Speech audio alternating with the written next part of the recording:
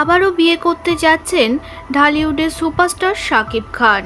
অনেকদিন আগেই বিবাহ বিচ্ছেদ হয়েছে অভিনেত্রী অপু বিশ্বাসের সঙ্গে। দ্বিতীয় বিয়ে করেছিলেন শবনম ইয়াসমিন বুবলীকে।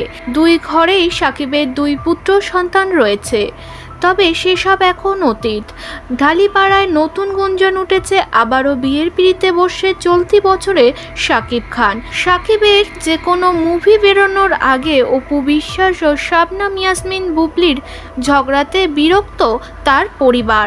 ঈদের আগে এক সাক্ষাৎকারে শবনম বুবলী বলে, শাকিব খানের সঙ্গে এখনও তার সুন্দর সম্পর্ক রয়েছে, এখনও তারা টাইম স্পেন্ড করে। তবে সেসব সবই মিথ্যে জানিয়ে দিয়েছে শাকিবের পরিবার।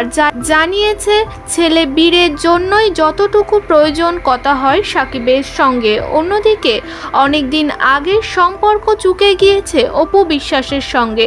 শুধু ছেলে জয়ের জন্য তাকে সম্মান করা হয় শাকিবের পরিবার থেকে। তবে সূত্র বলছে অন্য কথা। জানা গিয়েছে তুফান শুটিংয়ের সময় সম্পর্কে জড়িয়েছে টলিউডের জনপ্রিয় অভিনেত্রী মিমি চক্রবর্তী ও ঢালিউড সুপারস্টার শাকিব খান। পুরনো সম্পর্ক সব অতীত ভুলে আবারও নতুন পথে হাঁটতে চলেছে শাকিব খান।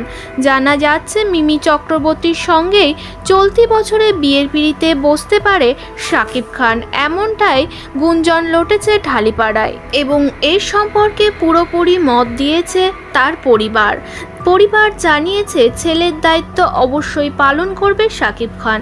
কিন্তু অপু বিশ্বাস কিংবা শবনম বুবলী কারোর সঙ্গেই নতুন করে সংসার পাততে রাজি নন শাকিব খান।